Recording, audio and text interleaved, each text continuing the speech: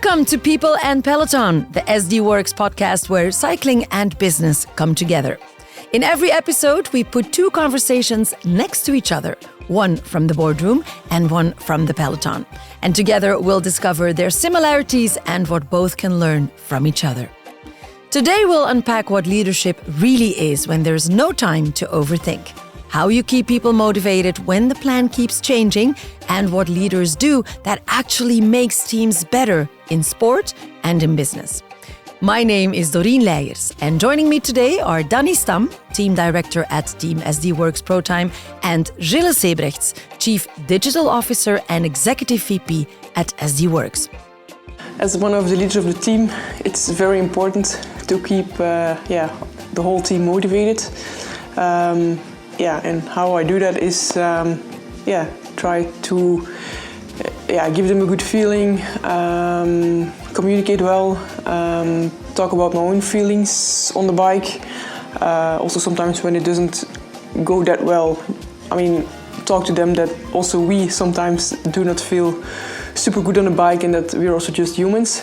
And next to that, I think for them the biggest motivation is when we win big races, because then they also feel really valuable in the role they have in the race to give everything for us to be in the best possible position or the best possible moment. To be a leader in a pro cycling team, it's for me always a little bit strange to say leader, because on the bike I am maybe physically a little bit better than they are, but off the bike, we're just the same. And in my opinion, we all deserve the same respect, and that's also how I want to be treated. I want to be treated exactly the same as them, and I think they also really appreciate that we don't get too privileged compared to them. For me, that is super important as a leader to give them the respect that they deserve, and I hope they know that and they they value that as well. Gentlemen, in cycling, leadership happens in seconds. What does leadership on the road actually look like, Danny? How does leadership looks like? I think we need people on the bike what make decisions, make decisions for the group, for the team, and also off the bike. I think it's important that they show that they know what they're doing and where they're ready for. Is there communication during in a chaotic moment finale? Who actually leads? Is it the sports director because of the previous scenarios that you talked about? Is it the road captain or is it that strongest rider that makes that instant decision? I think decisions always be made by instinct, definitely in a peloton, but we speak a lot of situations what can happen in the race or during the race, and then we have a road captain what makes the decisions during the race, but not in the deep final, because in the deep final it's mostly the leaders what still be there, like Lotte Kopecky, Lorena Wiebes. They are the leaders what must finish the race, so they make the final call. And actually from the car, we try to manage that so good as possible, and when there are doubts we get questions with the race radios. I like very much the word that you used. You said instinct. It's an instant instinct that you have. Gille, I think that's very comparable to what you sometimes need in business life. Yeah, I think Danny summarized it well. There's a lot of similarities between business and cycling. You think about the strategy up front, but then plans are out of the window the moment you finish them, and then you need people on the floor close to the action that make split-second decisions, and that's also dare to make that decision. To Danny's point, sometimes you just need one person to step up and to lead, and that doesn't need to be the most senior person. That's the instinct of that person at that time that makes the difference. Are you someone who follows their instinct, their gut feeling? Yeah, I think I try to balance the rationale with the instinct, and I think that's what leadership is all about, to do both. You need to think and you need to feel, and in the moment you need to trust your gut feeling. What does effective leadership What defines effective leadership today, according to you, especially in times of uncertainty, where uncertainty is becoming the new normal? Yeah, it's leadership there, I think, is someone who wants to, as the word said, lead through that change and that transition. No one exactly knows where we're going. It's a scary world. The world is changing politically, business-wise. And then you need people that say, look, I know we don't know where we go exactly, but with what I know today, I would do A, B, or C, and then have the confidence to lead the people and to motivate everyone to go there. That's true leadership, I think. What is it to you, Danny? True leadership? Yeah, I think true leadership is also trust. That you give your workers the trust that we know that we are in the good direction, and that you can count on your leader that they will finish the direction where you went in. And I think, in our business, that's one of the biggest points what we need: trust and respect, and that is what always comes back in what kind of race it is, or also I think in the business part. Do you think leadership, Gille, is also about priorities and defining what they are? Yeah, I think a leader helps the team to say this is now important and this is not. Every day there are so many things that we need to decide and need to do, but only one can be the top priority. And the best leaders know that, and they step up in the moment to say this is what we're going to focus on. Absolutely. Is there maybe an SD Worx moment where leadership was really tested, perhaps during those transformation moments, as you said? Yeah. I think we experience it nowadays on a daily basis or a weekly basis. There's a lot of change. We've transformed the company over the last 5 years heavily, from 8 countries to 27. We more than doubled it. That's exciting, but it's also scary for people. So there are moments where, for example, lately we launched a lot of AI solutions.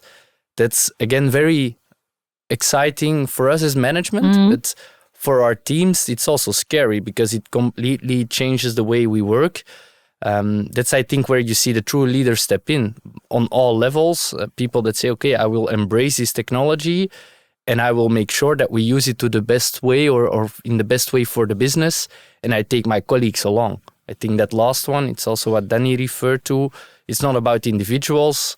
It's also leading the others and taking the others in the right direction. But you're giving a good example, because AI is something that even leaders today are also quite afraid of sometimes. Is it about hiding your own fear and sometimes even faking the confidence you have because you want your teams to be confident in it?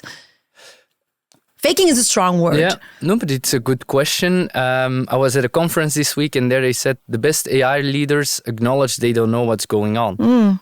So because we don't. We don't. And even the top leaders in the world don't know exactly. So for me, it's all about being authentic and being real. So I would never fake it. I would rather tell my team, look, I also don't know. But again, the best next step, I think, is to do this. And if you are real about that and you lead with them with confidence in that moment, I think people feel it and they follow you. If you fake it, don't believe in fake it till you make it, because you will not make it. You will. It is a cliche that is said many times. Danny, did you sometimes experience fear that you had to hide for your team because you wanted them to have the confidence? I think it's a little bit what Gille says. It's a natural thing what you need to have in the leadership, and if you want to be a leader what isn't a leader, then you will fail automatically. And I think you win the trust also already with decisions what you made before. You don't come in a position where you are when you're not a leader. That starts where it starts, I think. And we have also examples like with Dorien Leyers. Then one moment she says, the breakaway is 5 minutes or 7 minutes. It's time we start to ride. And then the rest of the team put themselves on the front of the peloton and starts riding. And then if she finishes it and we catch them just on 2 kilometers before the finish line, then they know, okay, we can trust on this feeling. And what I said, I think that is coming back to an instinct or a feeling, what you have together. Danny, what can you share with us about how to build team mentality that holds under pressure, and not when things are going well, but mostly when they're not? How can you prepare for that? Well, the difficult part is I think you cannot prepare for it because you just need to be flexible with if you have a disappointing, that you realize that you work hard for it, and also accept one moment when it's not working how you want it, and just believe in your own strategy and say, this is the way where we went, and we are 100% sure that it comes out if we keep believing in it. It's going to be more difficult if you need to do that for 7 months and it's not working enough. But normally after 1 or 2 months, the result will be there, and it's always nicer when it works directly. You have directly your victories or your wins. But are you saying trust the process? Yeah. I think if you have companies where we're working for, like SD Worx or Protime, our team, we have a process where we want to go. And if we don't believe our process, then you're never going to win. Yeah, absolutely. Also dare to lose. Absolutely. Now, is there one sentence, Danny, something that you often say when the team is about to crack, when it's about to go down, something that you're maybe known for, that is your true motivational sentence? No, it's not. I mean, we never have a real speech that we say, okay, this is the way that we need to do it. We always race for the win, and we always say, okay, if we don't dare to lose, we never will win. And I think that's also a very important step in the sport. If you are afraid to lose, then you're never going to make the next steps. And luckily we going pretty well for the last years. Gille, is there one behavior that instantly raises leadership quality in a team? If you have to say something. I think authenticity. Being it's as Danny said, you are a leader and then you behave like a leader. And the best leaders, people trust. And we talked a lot about the word already today. And when do people trust you? When you're real and when you're not faking it. So remaining authentic, I think, is the most important thing to do. And what is one behavior that instantly destroys leadership and trust in leadership? It's the opposite, right? If you don't walk the talk, then you lose confidence and trust of the team immediately. And everyone makes mistakes. It's the same as what Danny said, dare to lose. That's what I also say at work. Failing is not a problem, or making mistakes, but then not learning from it and not moving forward. That is the real problem. Or hiding it. That's then you lose all credibility.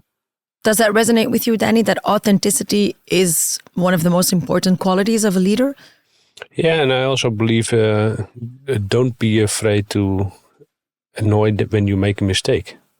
If you make a mistake. And to admit it? Yeah, to admit and say, okay, this maybe we could do it different, and be open in that and take them with you how to do different. And I think that in this period helps a lot.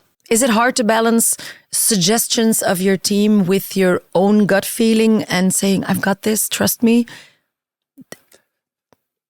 It's yes. Now saying no would not would be too easy. I think it's you need to balance being confident and this is the way forward, but still remaining very open to have, at SD Worx, we always call it a growth mindset. Try to go forward, try to learn from others. It's again referring to what Danny just said. The mistake is not the problem. You need to learn from it. So you need to remain open. But if you're always just listening, you're also not leading. So exactly. It's having that balance. Yeah, and on the end, you do it together. That's a little bit where you aim for as a leader. That's exactly my last question, Danny, for both of you. But first for you, maybe one moment in cycling where a team really shifted from me to we, where it all blurs and it's just us against the world. You have an example for us? Well, it's always, I mean, you always see the winner, you know, the winner takes actually everything, but we forget the real helpers, like what riding on the front the whole day and closing the caps. And if the rider wins the race, she's the hero. But without the helpers, we can never win. So that are for me is a example. You know, if we don't start with the 6 girls what want to win that race together, we don't win it. And that's also if the riders think, okay, maybe I can also win it, or maybe I can win it, and the plan is not really structured to one person, then you have one big mess. That's true. Gille, maybe same question, but in the business world, let's say. Yeah, I have a business example. We a year and a half ago signed our biggest deal ever, which was very nice. And to Danny's point, the winner were the sales at that moment, because they sold the deal and everyone was very happy. But then we had to do it. With a team of more than 100 people, we worked on that. And actually the real we moment was when it was going wrong. When I received a phone call, we need to be ready in 3 months and this is not going where it should go. That's where we put 10, 15 people in a room and we said, come up with all your ideas and let's do this.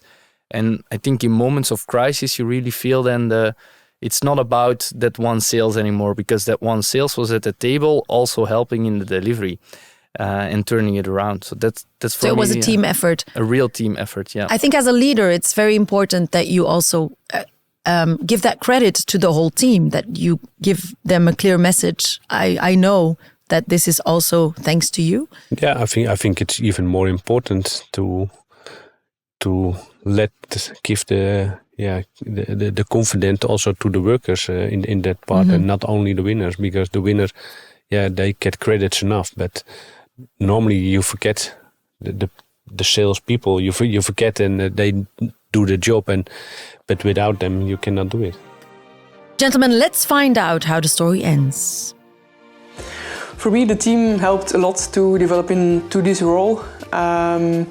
As leaders, sometimes it is not easy to cope with the pressure, but we are such a strong team, and we have actually every race more riders who can actually win it. And for me, that sometimes helps a lot, because we start the race, my legs don't feel super good, but immediately I start to think like, okay, it doesn't need to be bad because there are 3 others who can win. And for me, that relieves the pressure so much that I don't worry about it. And I know that after maybe a few climbs, my legs get better and better. And when we are there in the final, on the moment that it matters, then the legs are there again and I can just play for the win again.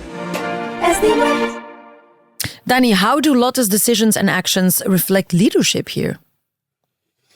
I think Lotte's leadership, that is really important into the team. Not only during the race, but also the behavior off the bike. I think you can really see that. If Lotte goes left, then most of the riders think, should we go left or what should we do? So I think real leaders that and definitely young people, they look up to their stars. She's an inspiration. Maybe that's an interesting angle as well, Gille. Is that something you can translate to the business perspective if you have your people, if you inspire your team? Yeah, I think leadership is about motivating your team to go somewhere, and you can't be everywhere. So they also need to they need to make decisions themselves. But that also means that everyone is watching you the entire time. So to Danny's point, if Lotte goes left, everyone goes left, and that is reflected on the bike, but equally off the bike. So I think that's also a big learning for leaders. And we talked about authenticity as well. Stay true to who you are, because you can't fake it 24 hours a day. So do what you need to do to inspire the people to do the same, or to do the same. Lead by example? Lead by example. I think that cliche I do. It is a cliche, follow. but it's there for a reason, I think. Yeah, indeed. And I think it's the right one. Lead by example, and make sure that people learn from it, that they are inspired and that they follow the same journey. Mm-hmm. And it's big and small behaviors, I think. Yeah, indeed. It's both of them. Gentlemen, I have a rapid fire, so no essays as an answer, just a quick and snappy thing that comes to mind. Gille, first one for you. One tool that you would steal from cycling into business when you think of leadership. I think the race briefings. Very quick tactics, very clear accountabilities and roles. Danny, same question. One thing that you would steal from business into cycling when you talk about leadership. I think the leaders want to win also, the winning spirit. Okay. One red flag that tells you motivation is about to collapse. A red flag or maybe a sign that you think, I think when you feel a team starts to go in circles, when they keep asking the same questions over and over again. That's when they lost track and motivation. Danny, when you talk about cycling, interesting question actually. If the team wants to have all the same goal, it's difficult in my group. If I have 6 riders what want to win Tour of Flanders, my team collapses. True. You have to convince one that he wants it or she wants it, better said, yeah, and the other 2, ones that they don't want not it. 6. One habit that protects motivation under pressure. We know where we're working for and we worked hard for it, so we know we can do it. Okay. Something that becomes a habit. So same question, Gille. One habit that can protect motivation when it's under pressure. I think zooming out and seeing where we come from, what is going well, and focusing on that. So trust the process. Once again. Yeah. Mm-hmm. But people get so stuck on the details, so you need to push them backwards that they take a bit of distance. Finally, one question every leader should ask themselves this week, or maybe on a daily basis. Am I inspiring my people? Or am I walking the talk? And am I showing the right behavior? And am I leading by example? I think is a question you should ask yourself at the end of every day.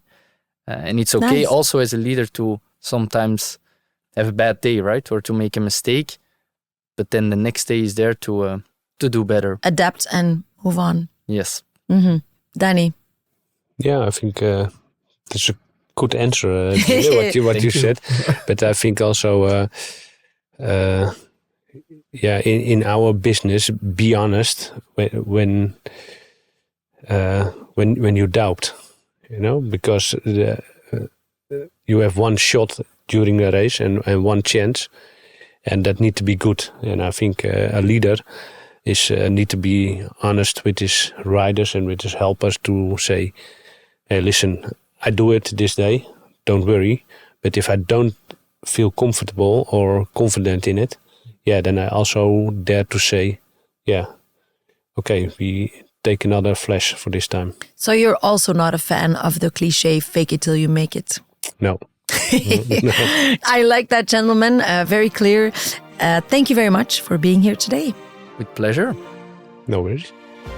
And a couple of things to take away from this. Trust your gut in the moment, but remember that gut feeling only lands when you've built credibility through authenticity. Leadership starts with belief in your strategy and the courage to live it out and change it when you think you have to. The second you don't walk the talk, your team will smell it.